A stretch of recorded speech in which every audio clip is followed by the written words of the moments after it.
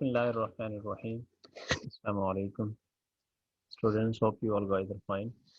आज का हमारा टॉपिक है लीनियर रिग्रेशन। तो मैं आपको याद दिलाता चलूँ कि linear regression non linear regression पे हम ऑलरेडी एक लेक्चर कंडक्ट कर चुके हैं। तो ये बेसिकली इसका पार्ट 2 मैं बना रहा हूँ, जो कि इंशाल्लाह बहुत शॉर्ट होगा। इसमें ज़्यादा डिस्कशन हमने नहीं करनी और हेल्दी डिस्कशन हम कर चुके हैं नॉन लीनियर रिग्रेशन पे इससे पहले वाले पार्ट में। तो ये पार्ट 2 है बेसिकली। इसमें हम कुछ चीज़ें ऐसी हैं जो पार्ट 1 में डिस्कस नहीं कर सके, वो हमने इसमें डिस्कस करनी है। जैसे कि फॉर एग्जांपल कोई एक किसी किस्म की नॉन लीनियर रिग्रेशन की कोई एक फॉर्मेट हमें लेना है, उसको हमने मेथड जो हमने पहले उसको लीनियराइज किया था। एक मेथड होता है लीनियराइज करना, दूसरा होता है उसको डायरेक्ट मेथड जो है मेथड ऑफ लीस्ट स्क्वायर, उसके थ्रू उसको सॉल्व करें। तो दोनों मेथड से हम उसको करके देखेंगे कि लीनियराइज करके भी और नॉन लीनियर मेथड को हम मेथड ऑफ लीस्ट स्क्वायर का जो डायरेक्ट इक्वेशंस नॉर्मल इक्वेशंस बना के उसको सॉल्व करेंगे। तो मैंने आपको पहले बता दिया था कि अगर हम डायरेक्ट नॉर्मल इक्वेशंस बनाएंगे तो उसके थ्रू जब सॉल्व करेंगे तो कुछ हेल्दी और कुछ ज़्यादा कैलकुलेशंस उसमें इन्वॉल्व होंगी। तो कैलकुलेशन से बचने के लिए हम उसको लीनियराइज कर देते हैं, यानी कन्वर्ट कर देते हैं अपने फंक्शन को या अपने रिग्रेशन इक्वेशन को या मॉडल को। तो इसकी कुछ हम प्रैक्टिकल एग्जांपल भी देखेंगे और कुछ इसकी स्टार्टिंग हम स्टार्ट करते हैं कि नॉन लीनियर रिग्रेशन मॉडल्स के कुछ popular non linear regression models हैं, जिसमें एक्सपोनेंशियल रिग्रेशन मॉडल है y is equal to A raise to B X. Similarly power function होता है या पावर रिग्रेशन मॉडल होता है y is equal to A X power B. Saturation growth model है, ठीक। पॉलिनोमियल रिग्रेशन मॉडल है, ये सेकंड ऑर्डर भी हो सकता है, थर्ड ऑर्डर भी हो सकता है, फोर्थ ऑर्डर, हायर ऑर्डर, ठीक है। तो ये तो कुछ ऐसे मॉडल्स हैं जिसको हम ऑलरेडी डिस्कस कर चुके हैं। इसमें से कोई एक मॉडल हम डिस्कस करेंगे और उसको थ्रू आउट उसमें हम उसकी इक्वेशन नॉर्मल इक्वेशंस को भी ड्राइव करेंगे और फिर उसको प्रैक्टिकल एग्जांपल के साथ सॉल्व भी करेंगे और उसको लीनियराइज करके भी सॉल्व करेंगे और उसको डायरेक्ट यानी नॉर्मल इक्वेशंस बना के उसको विदाउट लीनियर करने के बाद, यानी कि उसको विदाउट लीनियराइजिंग भी हम उसको देखेंगे कि क्या इसमें डिफरेंस आता है। तो बहरहाल स्टार्ट करते हैं। इसमें देखिएगा ज़रा नॉन लीनियर रिग्रेशन का हमें कैसे पता चलता है कि ये नॉन लीनियर कौन है। कोई भी आपके पास डाटा पॉइंट्स हैं, वो आपको गिवन है, उसको आप ग्राफिकली रिप्रेजेंट करें या उसको ग्राफिकली आप उसकी प्लॉटिंग करें।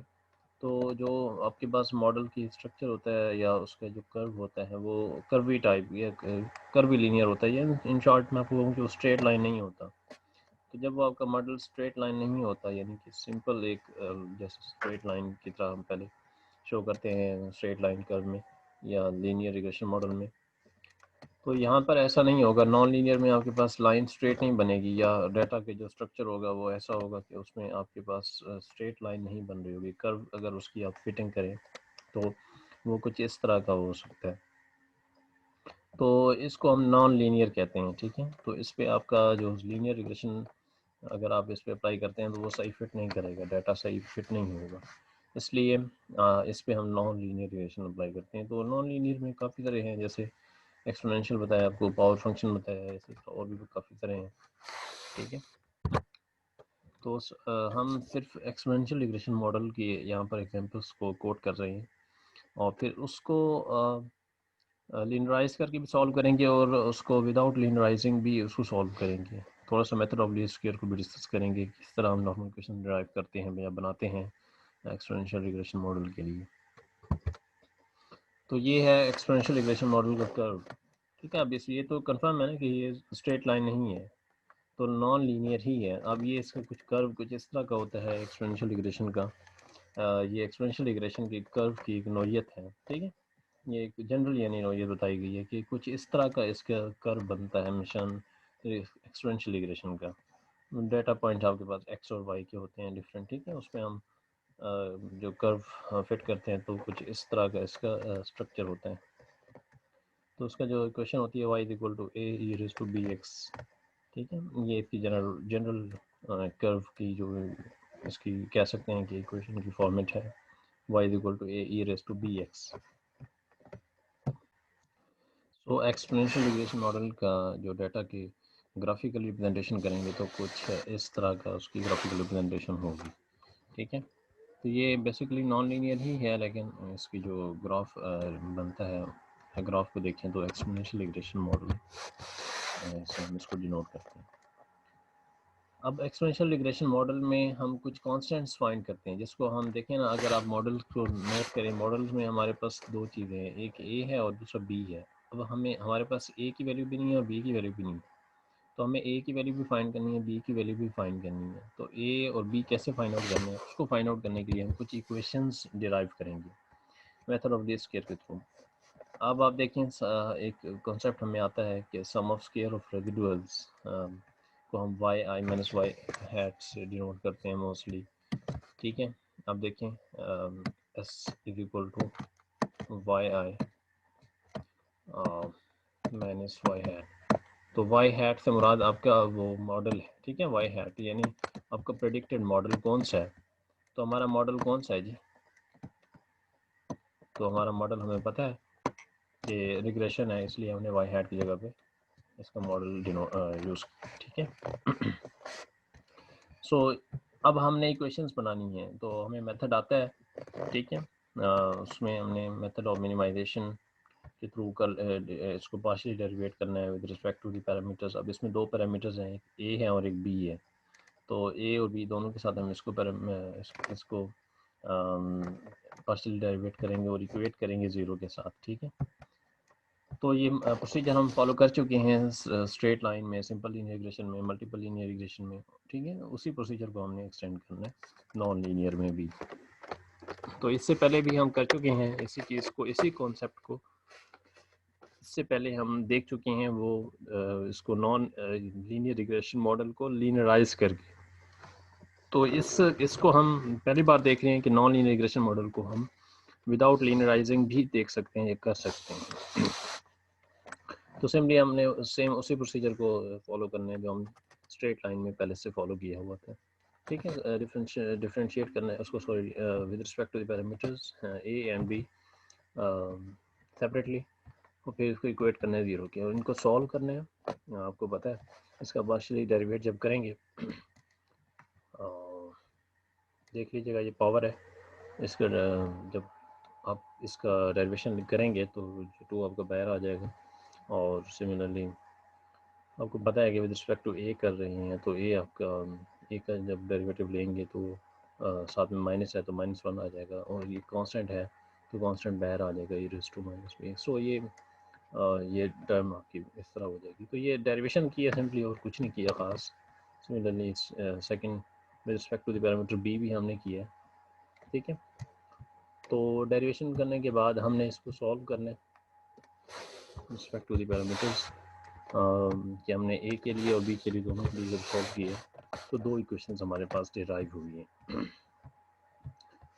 ये इक्वेशन आपके पास एक इक्वेशन डिराइव होगी, सेकंड इसको फर्स्ट इक्वेशन का नाम दे दें आप बेशक, ठीक है। तो ये आपके पास फर्स्ट इक्वेशन हो गई, इसी तरह आपके पास सेकंड इक्वेशन है, ठीक। अब आपने क्या करना है, इन फर्स्ट और सेकंड इक्वेशन को सॉल्व करके, जैसे फार्मूला हमने बनाया हुआ था पहले मेथड ऑफ स्ट्रेट लाइन में, मेथड ऑफ लीस्ट स्क्वायर को जो फॉलो किया था, स्ट्रेट लाइन के लिए हमने फार्मूला बनाया है बी यानी स्लोप का और इंटरसेप्ट का। तो यहाँ पर भी आप इस तरह का फार्मूला बना सकते हैं ए और बी के लिए, तो इसमें कोई मुश्किल नहीं है। तो इसका हम इसी में ही हम वैल्यूज़ भी सब्स्टिट्यूट कर सकते हैं, लेकिन अगर आप इसका फार्मूला बना लें ज़्यादा ईजी हो जाएगा।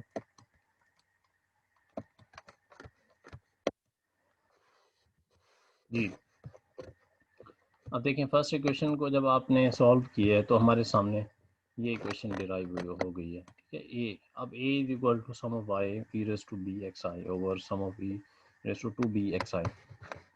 तो मैंने आपको पहले इस चीज़ के बारे में बताया था कि जब आपने, अगर आपने इसको लीनियराइज नहीं करना तो कैलकुलेशन ज़्यादा लेंथी हो जाती है। अब देखें कितनी लेंथी कैलकुलेशन है, E raise to B X I. तो ये इधर यहाँ पर देखें E raise to 2b X I, तो कैलकुलेशंस लेंथी हो जाती हैं अगर आप इसको लीनियराइज नहीं करते। अदरवाइज आप बेशक इसको लीनियराइज ना करें, मुझे कोई इशू नहीं है, आप इसको नॉन लीनियर के थ्रू ही सॉल्व करें, ठीक है, सेम जो आपको प्रोसीजर है। तो ये बहरहाल ये ए का फार्मूला बन गया।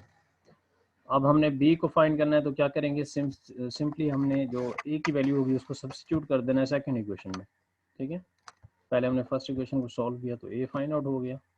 अब आपने क्या करना है, ए को सब्स्टिट्यूट कर देना है सेकंड इक्वेशन में, तो आपके पास ये इक्वेशन बन जाएगी,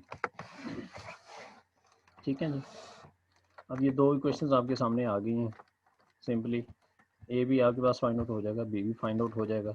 तो आपके पास जो मॉडल है y equal to A E raise to B X, तो उसमें आपने क्या कर देना है, जो वैल्यूज़ फाइंड आउट होंगी उसको आपने इनमें सब्स्टिट्यूट कर देना है एंड में। तो ये मॉडल आपका रिग्रेशन मॉडल जो है, एक्सपोनेंशियल रिग्रेशन मॉडल, वो फाइंड आउट हो जाएगा।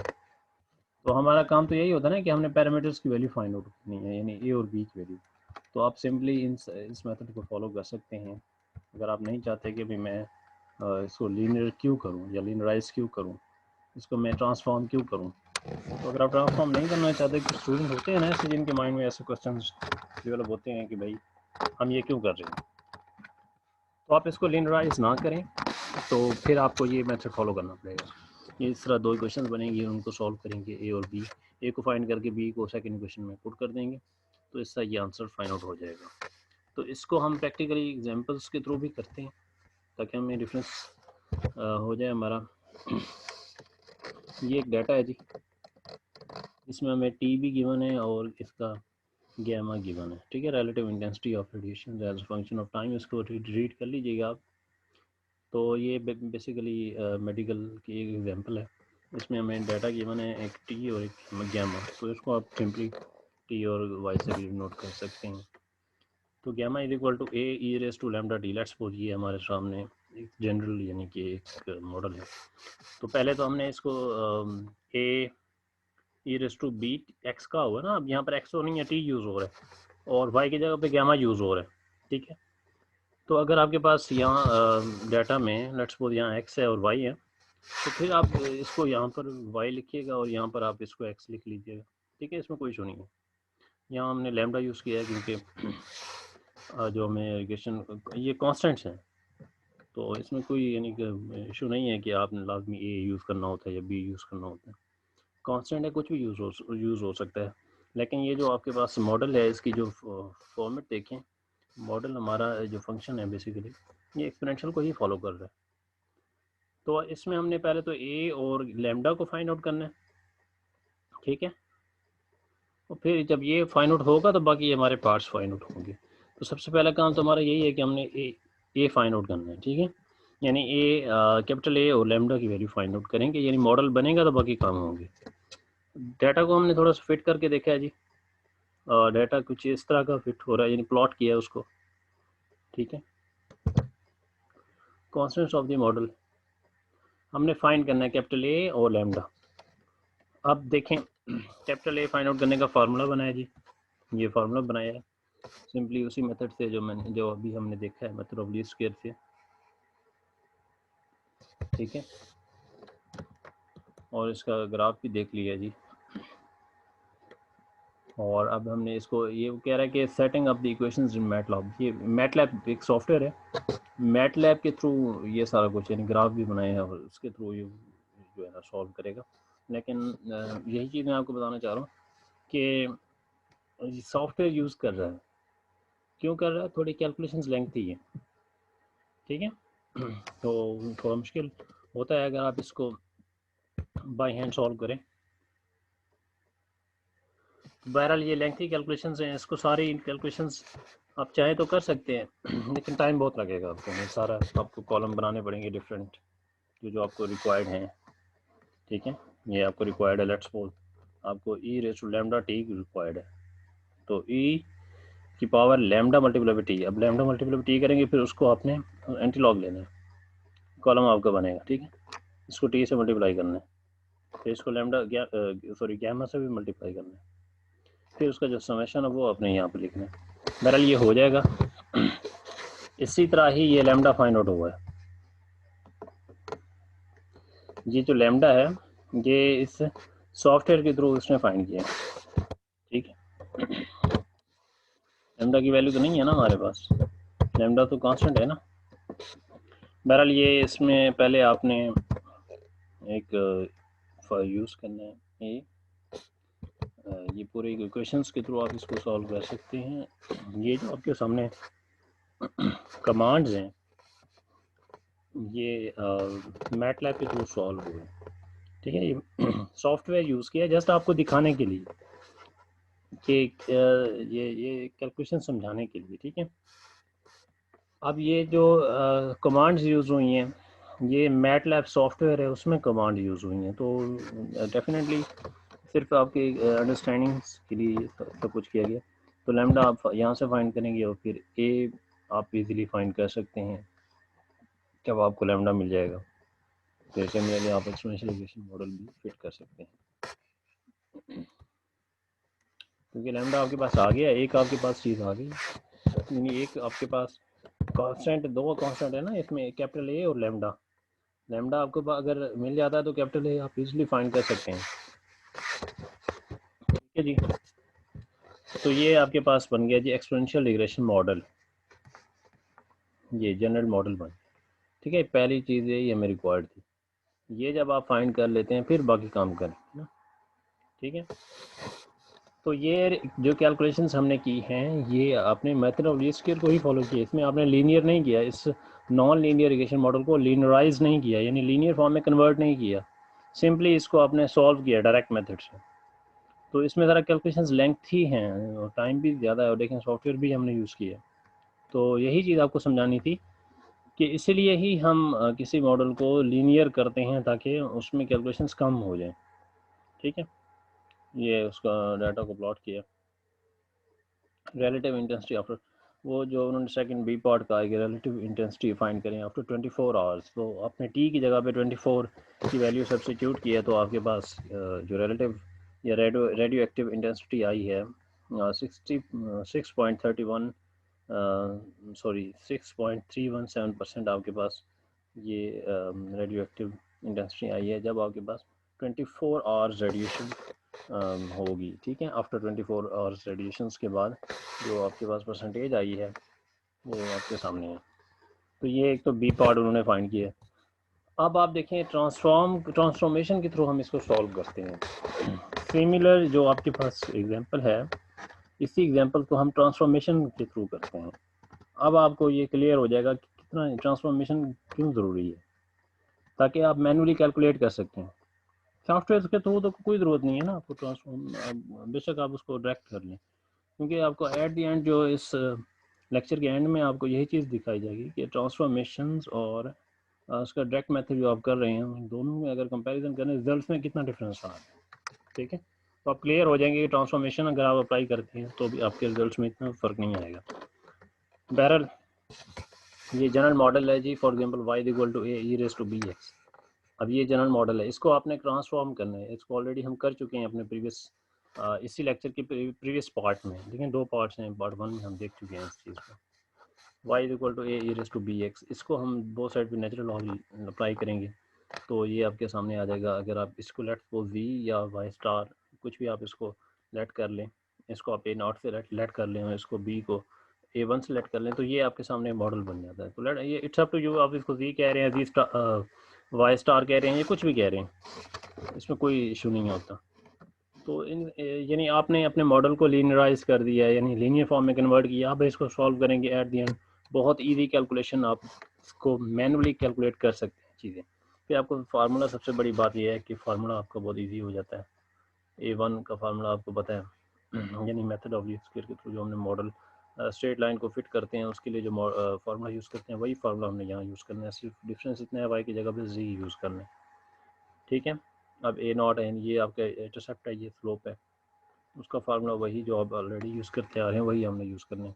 अगर आपको बी फाइंड करना है जो A1 की वैल्यू होगी वही बी की वैल्यू होगी, और अगर आपने ए फाइंड करना है यानी ये जो आपके सामने है A1 बेसिकली बी के इक्वल है, और ए अगर आपने फाइंड करना है तो ए नॉट जिसको आप कह रहे हैं वो E raise to A not के इक्वल है, sorry A equal to E raise to A not, यानी जो ए नॉट की वैल्यू आएगी उसका आपने एंटी लॉग ले लेना है, तो यानी ई ले लेना है, तो उसका आपका वो एक इक्वल आ जाएगा। उसी एग्जांपल को हम ट्रांसफॉर्मेशन के थ्रू करते हैं जी। ये देखिए, सबसे पहले ट्रांसफॉर्म किया, बोथ साइड पे नेचुरल लॉग अप्लाई किया, फिर उसके बाद लेट किया, सी सेलेक्ट कर दिया, ए नॉट सेलेक्ट कर दिया, ठीक है, ए वन, ये सारी चीज़ें हमने लेट कर दी। There is a linear relationship between V and T, तो हमने कन्वर्ट कर लिए, नॉन लीनियर रिलेशनशिप को लीनियर रिलेशनशिप में कन्वर्ट कर दिया और फिर इसको सॉल्व किया, ठीक है। जो सिंपल फार्मूला है ए वन ए नॉट, यानी कि जो हम फार्मूला अभी देख के आए हैं उसी फार्मूला को हमने अप्लाई किया to find the A not and A one. तो एट द एंड जब हमने कैपिटल ए फाइंड करना है, तो जो वैल्यू ए नॉट की आएगी उसको हमने यानी E raise to A not ले लेना है और लैम्डा की वैल्यू ए वन की इक्वल होगी, ठीक है। ये सब हमने प्रोसीजर पहले भी देख चुके हैं, इसको दोबारा हम अगेन रिवाइज कर रहे हैं। देखें, अब हमें टी भी गिवन है और गैमा भी गिवन है, ये दो कॉलम लेट्स सपोज हमें गिवन है, लेट्स सपोज नहीं, ये गिवन है हमें, ठीक है। टी भी गिवन है और गैमा भी गिवन है। जी हमने फाइंड करना है, G is equal to L N gamma, ये हम अभी ट्रांसफॉर्म करके आए हैं, ठीक है। ये अभी हमने ट्रांसफॉर्म किया, G is equal to natural log of gamma. तो ये मॉडल हमने वी का भी बनाया है और टी मल्टीप्लाई भी दी किया है, टी का स्क्वायर भी लिया है, क्योंकि हमें ये रिक्वायर्ड है, इनके सम रिक्वायर्ड है, ये सारे सम हमने फाइंड कर लिए, ठीक है जी। और इनके समेशंस को हमने यूज़ करने हैं। अब देखें, ए वन के फार्मूला और ए नॉट का फार्मूला दोनों को फाइंड किया। अब आपको ए नॉट चाहिए, ए नॉट यानी ए नॉट का फार्मूला ये है ना एल एन, इसको हमने लेट किया ना। अब हमने फाइंड करना है कैपिटल ए, बोथ साइड पे आपने इसका नेचुरल लॉग को आप एंटी लॉग इसका लेना है, तो वो कैंसिल हो जाएगा, यहाँ से कैपिटल ए बच जाएगा और इसको आपने सॉल्व करना है, ठीक है। सिंपली ये मेथड आपके सामने है, तो ये आ जाएगा 0.99974, ठीक है। और लैम्डा की जो वैल्यू होगी वही ए वन की वैल्यू होगी, ठीक है जी। अब आप देखें, सिंपल आपके पास मॉडल बन गया जी, gamma is equal to capital A multiply by E raise to lambda T. तो ये आपके सामने मॉडल बना है, इसको फिट करें तो ये कुछ इस तरह की इसकी फिटिंग हो रही है, तो बिल्कुल स्ट्रेट नहीं है, नॉन लीनियर ही है, ठीक है। अब आप देखें कि अगर आपने हाफ लाइफ ऑफ इसका -99 से इसको अगर आपने वो करना है तो वो भी कर सकते हैं, वो भी आपके सामने है प्रोसीजर, इतना मुश्किल नहीं है ये। इसका relative intensity of radiation 24 hours के साथ अगर आप देखना है वो भी आप देख सकते हैं, सिर्फ टी की वैल्यू आपने रिप्लेस की है और सेम आंसर है जो आपने पहले फाइंड किया है प्रीवियस वार्ड में। अब आप देखें, इसका कंपैरिजन आपके सामने है जी, इसको ज़रा थोड़ा गौर से हमने देखना है, हमें फ़र्क पता चलेगा क्या डिफरेंस होता है। Comparison of exponential model with and without data transformation. जब आपने डाटा की ट्रांसफॉर्मेशन अप्लाई की तो आपके कॉन्स्टेंट्स जो फाइंड आउट किए हैं उसमें क्या डिफरेंस है, और जब आपने डाटा पे ट्रांसफॉर्मेशन अप्लाई नहीं की तब क्या वैल्यू आई और कितना डिफरेंस है दोनों में, ठीक है। ये चीज़ हमने देखनी है। अब आप देखें, एक्सपोनेंशियल मॉडल तो चेंज नहीं हुआ, एक्सपोनेंशियल मॉडल तो सेम होता है, लेकिन डाटा में ट्रांसफॉर्मेशन करनी है, फिर चेक करना है उसमें रिलेशनशिप क्या है, डाटा में ट्रांसफॉर्मेशन नहीं की फिर चेक करना है उसमें रिलेशनशिप क्या है। अब आप देखें, विद डाटा ट्रांसफॉर्मेशन जो अभी हमने एग्जांपल 2 देखी है, उसमें डाटा ट्रांसफॉर्मेशन की है जी, कैपिटल ए की वैल्यू आई है -0.99974। जब आपने डाटा में ट्रांसफॉर्मेशन अप्लाई नहीं की तब वैल्यू आई है 0.99983। सिमिलरली लैम्डा की वैल्यू -0.11505 आई है जब आपने डाटा की ट्रांसफॉर्मेशन अप्लाई की है, ठीक है। जब नहीं की तो 0.11508 आया। अब देखिए कितना डिफरेंस है, बहुत माइनर सा, बहुत माइनर सा। तो इतना जो डिफरेंस होता है एक्सेप्टेबल होता है, ये कोई डिफरेंस नहीं है, ठीक है। ये बहुत माइनर सा, देखें अब 0.999 ये सेम है, आगे यहाँ 74 है, वहाँ 83 है। यहाँ पर देखें नेक्स्ट लैम्डा में 0.1150 सेम है, बस आगे यहाँ 5 था, यहाँ 8 आ गया, इतना डिफरेंस आया, बहुत माइनर सा डिफरेंस आया। तो इतना डिफरेंस एक्सेप्टेबल है, कोई इशू नहीं है इसमें, ठीक है। यहाँ पर देखें 6.0248, यहाँ 32, ठीक है। तो बहुत माइनर सा डिफरेंस आ रहा है, इसका मतलब ये हो गया कि ये जो ट्रांसफॉर्मेशन है ये गुड है, कि आपने नॉन लीनियर रिग्रेशन एनालिसिस को अगर ट्रांसफॉर्मेशन के थ्रू फिट किया है, डाटा को ट्रांसफॉर्म करके फिर आपने उस पर जो है ना रिग्रेशन अप्लाई की, यानी नॉन लीनियर डाटा को ट्रांसफॉर्म किया है लीनियर डाटा में। जब वो ट्रांसफॉर्म हो गया फिर उसको सॉल्व किया, जब उसको सॉल्व किया तो दोनों के रिजल्ट्स में कोई डिफरेंस नहीं है, बहुत कम सा डिफरेंस आ रहा है, वो मतलब नहीं आ रहा है, यूँ समझ लें। तो दोनों के रिजल्ट जब इक्वल आ रहे हैं तो आपको क्या ज़रूरत पड़ी है वो मेथड अप्लाई करने का जो बहुत लेंथी है। तो हमें वही मेथड अप्लाई करना है जो बहुत सिंपल मेथड है, जो आपको बहुत अच्छे से आता है, यानी कि स्ट्रेट लाइन या लीनियर रिग्रेशन वाला मेथड, पहले कई बार कर चुके हैं मेथड ऑफ लीस्ट स्क्वायर को के थ्रू। तो हमने वही मेथड अप्लाई करने हैं जो हमें बहुत आसानी से आता है, जिस पे हमारी ग्रिप है। हमने वो मेथड अप्लाई नहीं करना जिसमें ज़्यादा कैलकुलेशंस इन्वॉल्व हैं विदाउट डाटा ट्रांसफॉर्मेशन, ठीक है। तो लिहाजा विद डाटा ट्रांसफॉर्मेशन रिजल्ट्स बहुत अच्छे आ रहे हैं, रिजल्ट्स में बहुत कम डिफरेंस आ रहा है। इसलिए आपको डाटा को ट्रांसफॉर्म करके इजीली आप उसको कैलकुलेट करेंगे, तब भी आपके रिजल्ट्स अच्छे आएंगे। तो इस जो आपके पास डिस्कशन है, इसका मकसद सिंपली यही था कि आपको ये समझाना था कि जब आप डाटा पे ट्रांसफॉर्मेशन करते हैं और डाटा पे ट्रांसफॉर्मेशन नहीं करते, दोनों सिचुएशन में आपके पास रिजल्ट्स अच्छे आते हैं, बेहतर आते हैं, मतलब एक जैसे आते हैं, इक्वल आते हैं। तो इसका मतलब तो ये हो गया, जहाँ पर आपके पास कम कैलकुलेशंस हैं, यानी जब आप डाटा को ट्रांसफॉर्म करते हैं उस वक्त आपको वही डाटा अच्छे रिजल्ट दे रहा है, तो क्यों नहीं है, क्यों ना आपको डाटा की ट्रांसफॉर्मेशन के थ्रू ही क्वेश्चन को सॉल्व करना चाहिए, अगर आपके पास नॉन लीनियर फंक्शन या नॉन लीनियर रिग्रेशन मॉडल है। सो इस डिस्कशन से आपको ये बात क्लियर हो गई होगी कि अगर आपके पास लीनियर फंक्शन के अलावा कोई और फंक्शन है, जैसे रिग्रेशन मॉडल है या पावर फंक्शन है या पॉलिनोमियल है, कुछ भी, तो उस ऐसे हर किसी के जो मॉडल्स के लिए आपने ग्राफ को चेक किया वो नॉन लीनियर है, तो क्यों नहीं आपको उसको ट्रांसफॉर्म करें और फिर उसको आप सॉल्व करें सिंपली और मेथड ऑफ लीस्ट स्क्वायर के थ्रू, और फिर वो आपको अच्छे रिजल्ट देगा, बिल्कुल एज इट इज़ वही रिजल्ट देगा जो आपका नॉन लीनियर के थ्रू सॉल्व हुआ। So that's it. इससे रिलेटेड अगर कोई क्वेश्चन है तो आप पूछ सकते हैं जी। अल्लाह हाफिज़।